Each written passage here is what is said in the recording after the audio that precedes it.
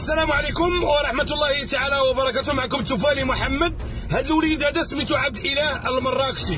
هذا الوليد اختار أنه يكون مواطن مغربي صالح، واختار أنه يطبق تعليمات الملكية السامية التي تنص على ضرورة محاربة كل ما يستغل سلطاته من أجل تحقيق مصالحهم الشخصية. فقرر هذا الوليد هذا في إطار التجارة أنه يبيع السردين ب5 ديال الدراهم في مراكش اللي ما فيهاش البحر، وقرر ايضا انه ينقص في جميع الاثمنه ديال الحوت الاخر.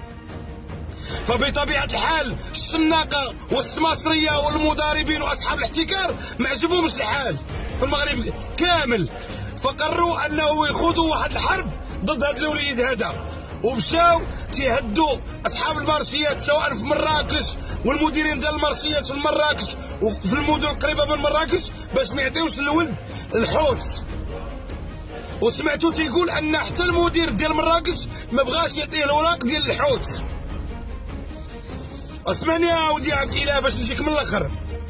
تيهضر معاك تفالي محمد وحنا معاك، واذا استدعى الامر نتوجهوا عند رئاسه النيابه العامه، واي واحد هدك واي واحد قاسك حنا معاك، وحنا راه مراقبينك، حنا راه مراقبينك.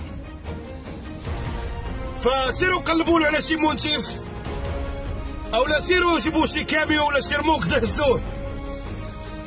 اتونسيون ثم اتونسيون، هادو الوليد هذا لا تقاس راه غنتوجهوا عند رئاسه النيابه العامه، واي واحد هدو واي واحد حاول انه يتجرأ عليه فاحنا غنتوجهوا عند رئاسه النيابه العامه وغنقوموا بالاجراءات اللازمه في حقكم. بعدو من السيد هذا ب1000 رجل وانا كنحييه. السلام عليكم ورحمه الله وبركاته.